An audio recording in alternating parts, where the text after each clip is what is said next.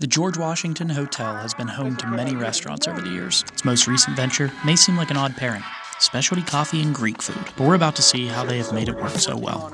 In this episode, we learn about their unique kitchen operation, we discuss the challenge of educating consumers, and we nerd out on coffee a bit. Oh, and the guy that's managing it is a nationally ranked competition barista.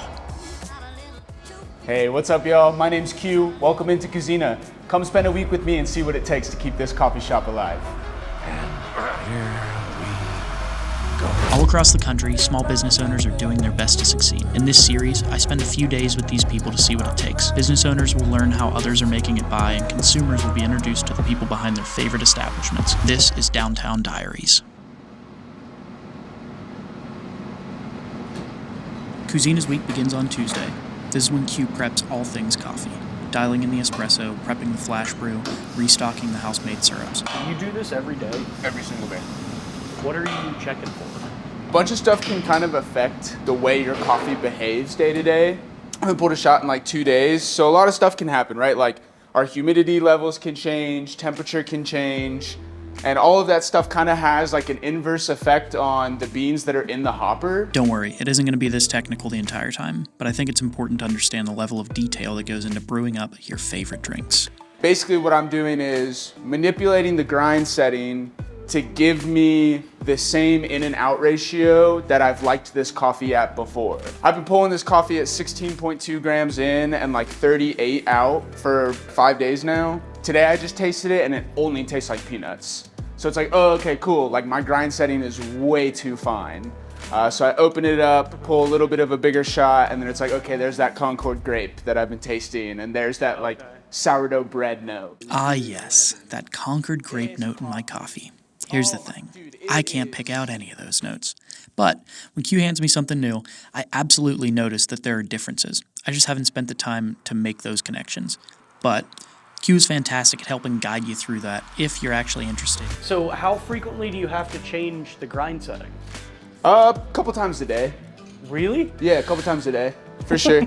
Well, dude, cause like you'll see it like, I mean, by like noon, I'll just have this sun beaming in here, bro. And I'll go from pulling shots at like 32 seconds, same dose, same grind setting, only difference is the sun, shot pulls at 20 seconds. Which is obviously like way too fast. You know, it's like, oh, now it just tastes like water and foam. No one wants a watery, foamy coffee, but you know what you should want? A damn flash brew. When you walk in, you'll notice it towards the bottom of the menu. It's probably not something you've seen on many other menus. You may even think it's just the hipster way of saying cold brew.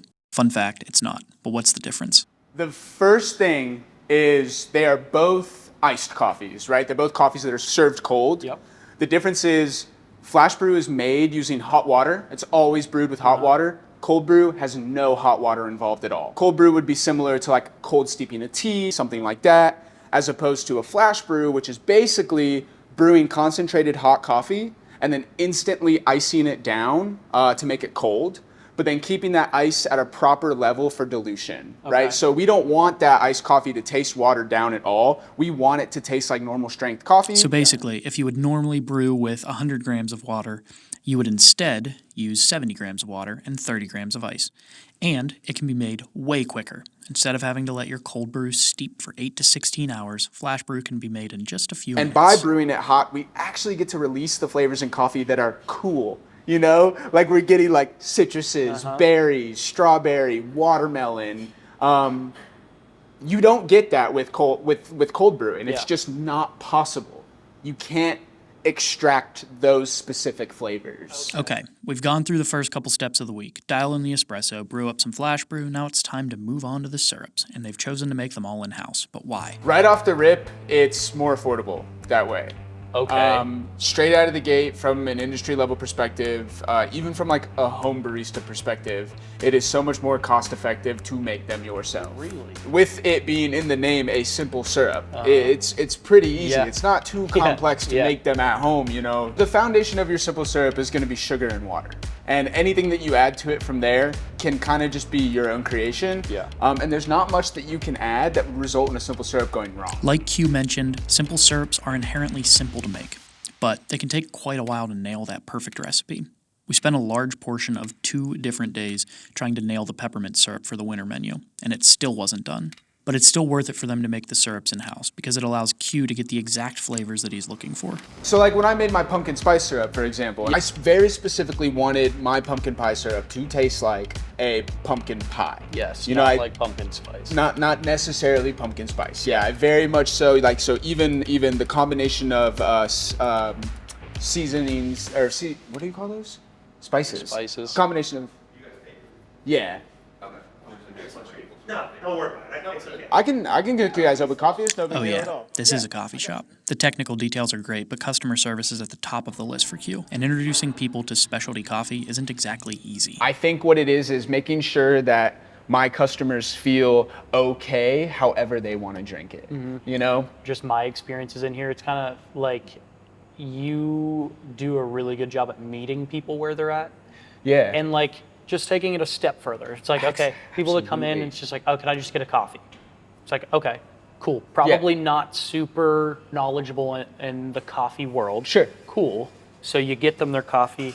And then at the very end, you just tell them where it's from. Yes, dude. And it's I'm like- glad you picked up on that because that's super intentional. And it's just an intro that's like, the fact that you're telling me about this means that means something. Absolutely. And I don't know what it is, but it's an intro. Yeah. Because I don't really care about it yet. Yeah. But now I know, like, oh, he told me this is from fucking California. Like, okay, I guess maybe I should care about that. Yeah, sure. And Okay. even down to like origin, it's like, hey, this is a washed Honduras. Nobody knows what that means. Yeah. Like if you don't know anything about coffee, you don't know. Yeah. But it's like, okay, well, you know, I came for this week and I got a washed Honduran. But then, you know, next week that same customer comes in. It's like, oh, by the way, like this is a Guji Ethiopia. Yeah. You know, and it's like they taste it and it's like, oh yeah, this is different Yeah. than the Honduran. And maybe they don't know why or Yeah. what's different, but it's different. Yeah. So immediately what you've now done is you took somebody who just wanted a coffee to turning them into somebody who specifically wants washed Honduran coffee. This is super interesting to watch. Q clearly is knowledgeable and passionate about coffee, but what's great is that he is able to convey it in a way that isn't overbearing or pretentious. Okay, let's take a break from coffee.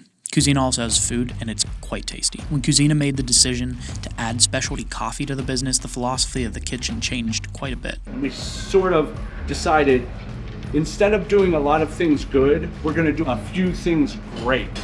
And those few things are our specialty salad, our specialty meats. The few things we have are homemade, made fresh, high quality, and really just consistent as it can come in a Greek cafe. That is. It may not look like there's much going on in this kitchen, but that's by design. The George Washington has a few kitchens. So, the kitchen here acts similarly to a food truck. All of the larger scale cooking happens in the main kitchen. Then, they're able to do all the final assembly here. This drastically increases the speed that they can serve their customers while keeping the quality consistent. Their salads are great. They've got a Greek grilled cheese that looks incredible, and hot damn their gyros. They're a little different than most places. The lamb freshened and it's prepared next door. It's prepared 16 hours in a braising liquid, reduced, picked through, shredded by hand. They've also got some fantastic cookies and pastries. Let's move back to coffee and Q. How did a dude from Surprise, Arizona get so into coffee? There was a Fry's grocery store pretty close to like my elementary school, and so that was the thing after school. Everybody would go to Fry's because you go to the deli and get chicken fingers and buy, you know, Gatorades and whatever. And there was a Starbucks in there. I remember always knowing that I liked to drink coffee because I would steal my mom's brewed coffee from home all the time and drink it, and I was already, you know, having it in class and stuff like that. But I was super frustrated because I never understood the menu at Starbucks. Okay. You know, because I would like walk in and I was like, what is it? I don't even know what these words are. I don't know how to pronounce that. I don't know how to say that. So when I turned 15, I ended up wandering into a coffee bean and tea leaf. And for some reason, that was the day that I decided I was gonna learn what all of that stuff on the menu was. I don't know why this barista did, but I ordered an espresso from him and I drank it and I hated it. And immediately I was like, there's no way people drink this and like this. So then from espresso, we went to macchiato. And then from macchiato, we went to flat white. And then from flat white, we went to cappuccino. Then cappuccino, we went to latte. And this dude, he literally held my hand through like every drink and was just. This was all in one day? This was all in one day. Oh, I'm sure your heart was loving I was sitting in the back of the shop, 15 years old, just hanging out. Yeah, dude, juiced off caffeine, bro, ripping. But yeah, he was super patient with me. He took the time to really walk me through every drink, and I still didn't find one that I liked. So then it was a challenge, right? It was like, okay, well, I don't like coffee, but I know a bunch of people do like coffee, like this style. So what gives? What's the deal? So I got on YouTube, and I found a video by Chris Baca. Chris Baca is one of the 3 original owners of Cat and Cloud, the coffee that we serve here today. Okay. And so I found his French press video, and I'd heard of French press. I knew what they were. And I knew that you could buy them at Walmart. So I walked over to Walmart and I bought a French press, and I walked back to Coffee Bean and Tea Leaf and bought a bag of coffee. So I'm watching this YouTube video, and it's Chris Baca, and he's talking about like, do this recipe, try it like this, full immersion, extraction, percolation, water temperature, electric controlled kettle. And all of a sudden it was like this new world opened up where it was like, oh, you get to decide how you want to drink your coffee. That was the start. So I bought this French press, bought a bag of coffee. Q and I talked for about an hour about all things coffee and Q. This full conversation is going to be released as a separate podcast on this channel. If you want to learn more about Q's decision to abandon his plans of becoming an orthopedic surgeon and instead pursuing his passion and becoming a professional barista, make sure you're subscribed. Back to the business. Obviously, if you want to serve coffee, you need to know what you've got on hand and what you need to order. Their coffee program is still relatively young at Kouzina, which means Q can be a little less structured in terms of inventory tracking. Each week, he begins by seeing what is under the counter. The first thing I kind of do is I start thinking in my head, it's like, what here do I need the most? And it's 100% going to be espresso. I absolutely am going to need to order espresso for this next one. Not a ton of excitement here. It's inventory and ordering. What do they have? What do they need? But what about pricing? How do they think about that when they are constantly rotating the coffee that's being served? So the way that I look at it is I try to break it down in terms of cost per beverage, right? So for each 16-gram dose, I want to try to stay under 50 cents. Okay. And that's not from like a greedy profit margin. That's simply to make sure that I can keep my prices as low as they are. Yeah. I like to keep the prices down as low as possible because the introduction to specialty coffee is significantly too high. Yeah. Right? Like if somebody wants to start brewing specialty coffee at home, they're looking at shelling out at least $300. So if I can give them a specialty coffee experience as something that's more affordable, that's what I'm gonna do. Yeah. Cool. So specialty coffee is expensive, but how expensive? Like this is obviously a coffee I would love to serve here. This is a Honduras Benjamin Paz Gesha. This coffee is insane. I've had the pleasure of drinking it a couple of times, but of course the price tag that you're looking at coming in is pretty hefty for a 5-pound bag. So if I was gonna serve this, right, so we're talking about even just to sell a 10-ounce bag of it here, we're looking at $41, and that's just green coffee, no product. I don't want to be the guy serving $12 lattes. Maybe one day, but not right now. Yeah. That's crazy. Time to finally place that order. Now that inventory and ordering are complete, it's time to shut the place down, and that process looks pretty similar every day. So at the end of every day, and I mean every, we break down our machine completely. The reason we do this is because these things are really expensive, and we want to take care of them, make sure we keep them at good quality. Also, the cleaner your equipment, the cleaner your coffee taste is going to be. You know what I mean? Like we got to make sure we're food safe. We can't be getting anybody sick, so it's definitely the duty of the barista to do this every single night. Pretty simple. A bit time consuming, but nothing crazy here. Tear it all down, clean it, put it all back together. Make sure everything's stored properly. Leftover soap residue. The introduction of a specialty item of any kind can be a bit challenging. In this case, it's coffee, but it could be specialty cakes, high-end knife shop, an artisan pottery shop, or anything else that your area doesn't already have. The biggest challenge in any of these cases seems to be educating your customers without overwhelming them or making them feel unwelcome. I think the biggest challenge is learning how much I should tell somebody, right? And then knowing like, oh, this customer wants to know about this versus this customer could care less. Yeah. And if they care less, dude, that's cool because you're still gonna walk out with one of the best cups of coffee you've had.